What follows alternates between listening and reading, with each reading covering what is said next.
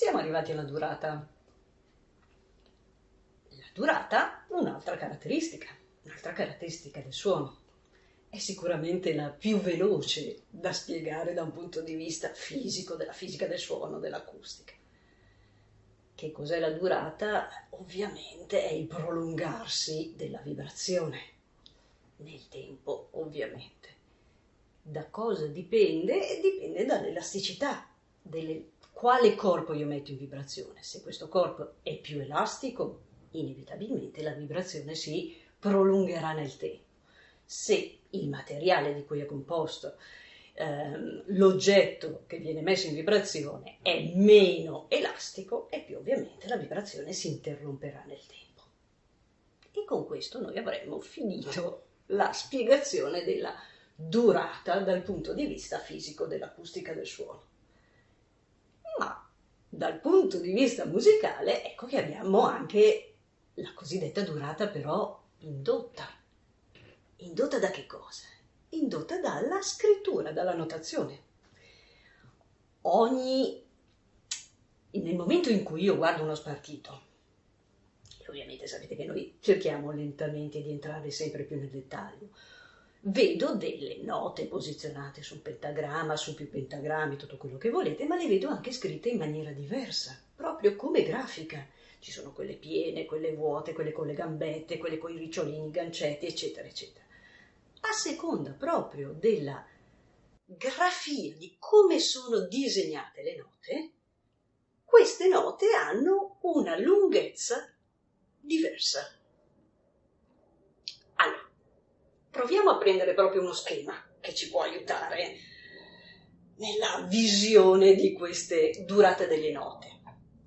Ci fermiamo principalmente alla durata delle note, anzi principalmente ci fermiamo alla durata delle note. Quelle delle pause, momentaneamente la lasciamo un attimo in disparte.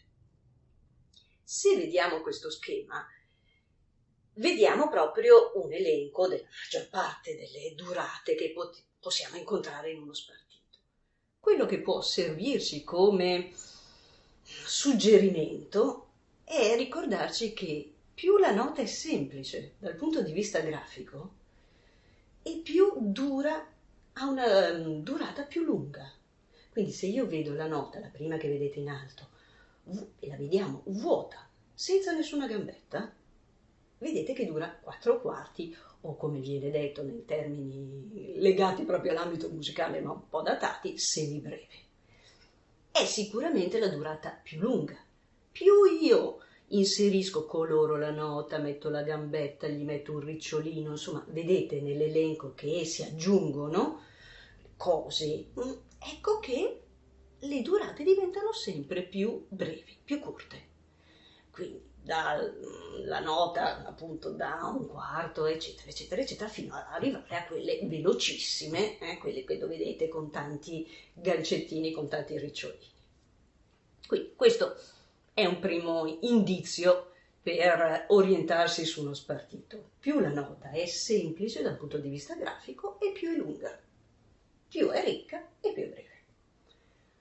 Altra informazione che può servire, o magari proprio è una curiosità che a qualcuno è venuta in mente, ma perché ogni tanto le note sono unite insieme?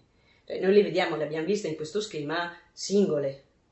Ecco, quando le note sono, diciamo, o a coppie o abbondantemente messe una vicino all'altra e hanno uguale durata, se hanno dei ricciolini, ovviamente, possono essere unite insieme, cioè sono note generalmente di durata breve, dagli ottavi in poi. Ed è un po' come se voi metteste questi due ricciolini, prendiamo due note di esempio, due note da un ottavo che hanno due gancetti, è come se questi si unissero e diventano una unica linea. Vale sia per quelli da un ottavo che da un sedicesimo, 32esimo, 64esimo, eccetera, eccetera. Perché si uniscono insieme? Perché viene utilizzato questo sistema? Per praticità, proprio perché è molto più pratico, principalmente per un aspetto di velocità di lettura. Allora, facciamo un esempio anche qui, per rendere sempre più possibile le cose chiare. Se io metto una battuta, se leggo, vedo, scrivo una battuta con tutti i sedicesimi, e i sedicesimi sono quelli che hanno due gancettini, nota piena, gambetta e due ricciolini. Se io metto una battuta con tutta una sfilza di soli sedicesimi, magari una battuta da 4/4, dove la matematica mi dice ne posso mettere fino a 16 all'interno di questa battuta. Se io la vedo questa battuta, istintivamente l'occhio non riesce a leggere immediatamente quante sono queste note. Se le raggruppo e magari se raggruppandole metto anche in evidenza i singoli quarti, l'unità di misura di ogni singolo movimento della battuta, ecco che molto più rapidamente io riesco a leggere e metto ad eseguire poi quella che è la durata relativa e la quantità delle note relative. Ecco che qui vediamo l'esempio della battuta dei sedicesimi da solo come dei soldatini e poi invece raggruppati. Molto ma molto più semplice.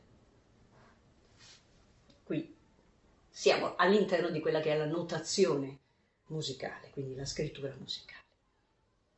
Adesso arriviamo alla domanda delle domande.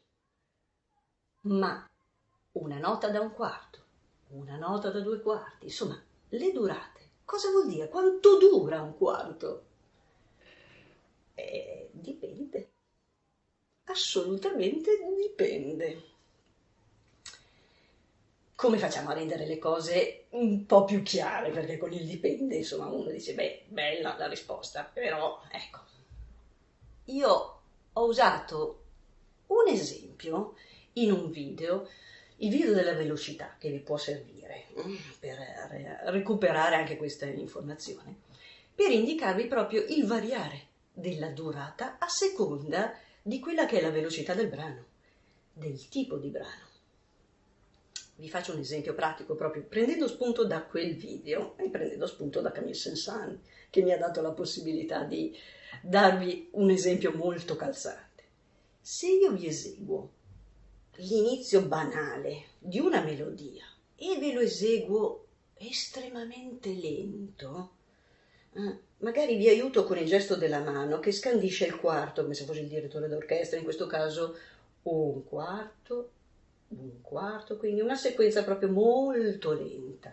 Immaginatevi che io vi eseguo Do, Re, Fa, Mi, Re, Sol, Sol. Ma se poi ve lo eseguo Do, Re, Fa, Mi, Re, Sol, Sol, le durate erano le stesse. Il tempo non era lo stesso. La melodia, il cancan di Offenbach, utilizzato lentamente prima e a tempo bello mosso successivamente. Questo esempio l'aveva utilizzato, ve lo ripeto, Saint-Saëns per giocare e descrivervi le tartarughe con la visione lenta usando la melodia del cancan. Credo che questo dipende adesso sia un pochino più chiaro. Ma se non fosse ancora chiaro, usiamo altri esempi, in questo caso proprio poi andiamo anche a sentirli. Qui vedete, posizionato sul leggio, lo spartito di una canzone degli anni 70, di Don McLean. Il titolo di questa canzone è American Pie. Vi ho preso questa canzone perché, oltre a essere molto gradevole, e questo non guasta, può spiegarvi bene anche proprio maggiormente il variare della velocità. Quindi la scrittura, le durate sono e si mantengono sullo spartito uguali, ma cambiando la velocità in corso d'opera, ecco che il dipende viene fuori in maniera perfetta. Allora, proprio la progressione di questa canzone è in 3 parti.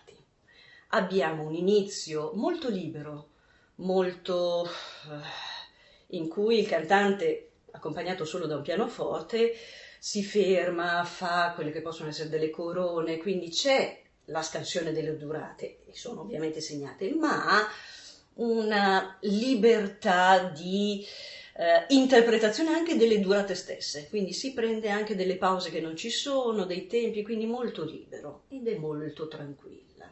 E sarà la prima frase che noi prenderemo come esempio.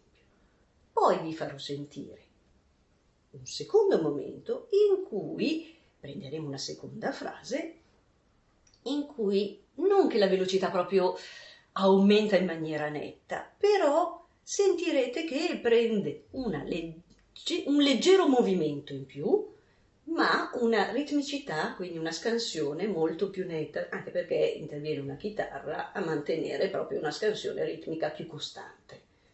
E infine, proprio come è il procedere di questa canzone, c'è un salto molto più rapido in cui ovviamente intervengono anche la batteria e quindi strumenti ritmici in maniera più evidente e il tutto diventa estremamente più mosso e rapido. Vi faccio proprio sentire adesso, così lavoriamo sulle singole frasi, la prima frase. Vi faccio anche vedere quello che è lo spartito, così la potete seguire, ci sono anche le parole e intanto vedete nella grafica, lo vedrete poi anche nelle successive, che non cambiano tanto le durate. Punta generalmente su note da un quarto e da un ottavo. Magari la scrittura non è chiarissima per tutti, ma avete il tempo di soffermarvi e controllarla bene. Allora, proviamo a sentire adesso la prima frase. A voi. A long, long time ago, I can still remember how that music used to make me smile. And I knew if I had my chance that I could make those people dance, and maybe they'd be happy for a while.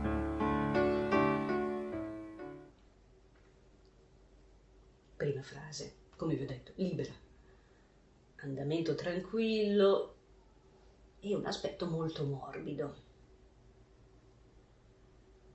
Adesso vi faccio sentire il secondo momento, per cercare di darvi la sensazione proprio del cambio, e qui tra la prima e la seconda non è, come vi ho detto prima, molto evidente. Vi faccio sempre sentire un pezzo della parte precedente e poi la variazione, così è un pochino più evidente. Quindi adesso vediamo il secondo momento, quando si passa dal momento libero di questo prologo iniziale a una scansione più costante, ritmicamente leggermente più mossa. Lo vediamo lì e adesso sentiamola. But something touched me deep inside the day the music died. So bye bye Miss American Pie. Drove my Chevy to the levee, but the levee was dry. Sentita, avvertita? Quello che vi ricordo sempre, date un'occhiata sempre anche alla parte dello spartito. Vedete, seppur con una grafia magari non così immediatamente comprensibile, perlomeno magari non per tutti, ma per molti sì, però vi ripeto, le durate fondamentalmente punta sempre su note da un quarto, da un ottavo, con variazioni, con brevissime, piccolissime variazioni. Ma adesso sentiamo il salto, quindi la velocità qui in dipende di prima è maggiormente confermato. Quindi partiamo, vediamo la terza frase, il terzo momento è sempre partendo da un pezzetto antecedente della seconda per entrare nel momento bello, veloce, rapido e scattante. E adesso, terza frase. This will be the day that I die. Did you write the book of love, and do you have faith in God above? If the Bible tells you so. Sentiti i tre momenti, gustato anche come assaggio, se qualcuno non si ricordava questa canzone, l'abbiamo sentita anche in altre versioni, poi più recentemente cover di vari cantanti. È sicuramente una canzone molto molto molto piacevole e particolarmente nella versione originale, per quanto mi riguarda come personale gusto. E qui abbiamo sentito, proprio messo ancora maggiormente in pratica, il concetto della durata che dipende dal contesto. In questo caso nella stessa canzone, ma ovviamente se poi i brani sono totalmente diversi di genere. Con che cosa vi lascio? Per darvi proprio l'ultima possibilità di afferrarlo meglio, quello che abbiamo fatto come percorso della durata delle note e del dipende, che cosa può far variare un quarto da un quarto, vi metto adesso insieme, faccio proprio un collage, perché abbiamo sentito le 3 frasi in momenti diversi. Magari la memoria non li ha tenuti così perfettamente ben chiari uno dopo l'altro. Se io vi leggo la prima, la seconda e la terza frase in un collage, uno di seguito all'altro, sia graficamente, quindi vedrete anche lo spartito, ma ovviamente da un punto di vista dell'ascolto, ecco che abbiamo la visione completa. Quindi adesso vi lascio con questo ultimo momento musicale della canzone American Pie di Don McLean, ma solo questi 3 momenti per la durata. Alla prossima! A long, long time ago, I can still remember how that music used to make me smile. And I knew if I had my chance that I could make those people dance, and maybe they'd be happy for a while. But something touched me deep inside the day the music died. So bye-bye, Miss American Pie. Drove my Chevy to the levee, but the levee was dry. This'll be the day that I die. Did you write